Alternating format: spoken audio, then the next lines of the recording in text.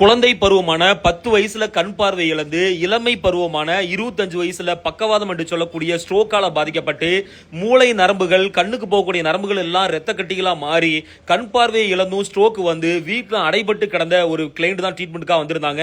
இவரால கண் பார்வையிலான வெளியே எங்கேயும் போகவும் முடியாது, வருமானத்தை ஈட்டவும் முடியாது, வீட்டுல அடைபடுந்து கிடந்தாங்க. மேலப்பாளையத்தில் இருக்கக்கூடிய ஒரு சமூக சிந்தனையுள்ள ஒரு சமூக நலன் கருதி இருக்கக்கூடிய ஒரு ட்ரஸ்ட் தான் வந்து இவங்களுக்கு வந்து அமௌண்ட் பே பண்ணி ட்ரீட்மெண்ட் அளிக்க வச்சாங்க. இவங்களுக்கு வந்து கடுமையான கண் நரம்புகள் பாதிக்கப்பட்டு தலைவலி கடுமையான வலி வேதனை இருந்துச்சு. இதுநாள் வரைக்கும் கிட்டத்தட்ட 10,000க்கும் மேற்பட்ட நபர்களுக்கு நம்ம சிகிச்சை அளிச்சிருக்கோம்.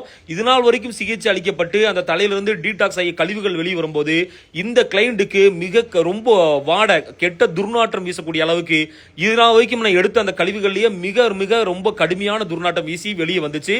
அந்த அளவுக்கு கடுமையான சேதம் வந்து அவங்களுக்கு தலையில அந்த டாக்ஸின்ஸ் வந்து சேர்ந்துருந்துச்சு. ஹிஜாமா நோய் சார்ந்த சிகிச்சையில எந்த வகையான தலைவலியாக இருந்தாலும் சரி, மூளை நரம்புகள் சம்பந்தப்பட்ட விஷயமா இருந்தாலும் சரி, ஹிஜாமா நோய் சார்ந்த சிகிச்சை மிக மிக மிக பலனளிக்கக்கூடியது.